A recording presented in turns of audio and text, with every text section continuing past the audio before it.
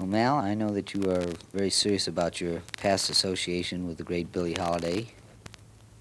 That association has a lot to do with this album and also your music in general. Would you care to discuss that?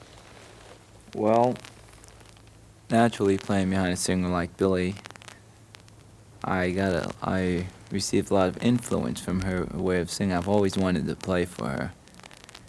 And she helped my phrasing so much because she made me so aware of words so that I would try to study the lyrics of a tune before I try to play it. Like, for instance, the numbers on the album that we're doing now, the You Don't Know What Love Is. I'm very aware of the words, and I try to bring that out when I'm playing the melody. She helped me along those lines.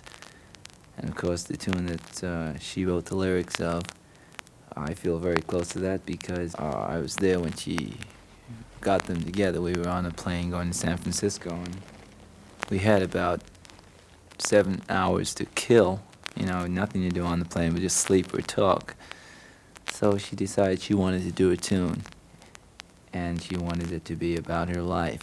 Probably be a good idea to put the lyrics in the liner notes. So Yeah, that, I'd like to do people that. can I would see like that. to I do was very that. impressed with it myself. It's a tune that I feel that I'd like the public to hear. She felt she wanted it to be the story of her life, pretty much, you know. This is going back a bit, but I wonder when you first heard Billie. I was, well, years ago. I guess about 12 years ago. I wasn't playing music at all then, and of course I never knew I'd end up playing piano for her. What was your reaction when you finally did? Well, kind of, I was a little bit in awe of her, naturally. I remember. You know. I remember how excited you Yeah, I were had a about couple it. of nerve-wracking first I don't appearances. blame you, yeah. But she was so relaxed and such a warm person that after a while I just felt that she was like my sister, you know, and she very close to the family. She was godmother for my baby. Oh, is that right? And we just got so close through the years. I was with her about 2.5 years. I just felt very, very relaxed with her about the end. Anything else you feel you'd like to say? Well, I always wanted to dedicate an album to Billie. In fact, we did one before for Lady. We did all the tunes associated with Lady, and I did a couple of the arrangements and played on the date.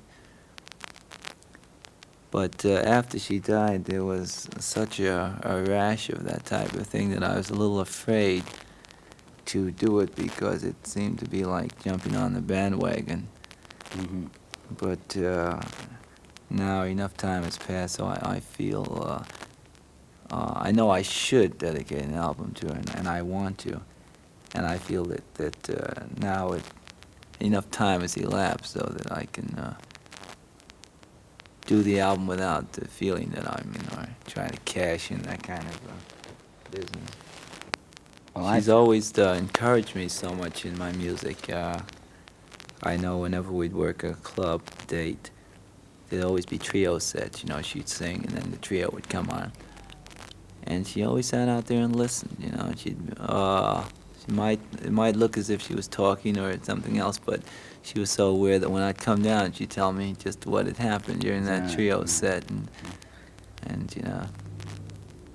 what she felt I should have added, or what came over very strong for her.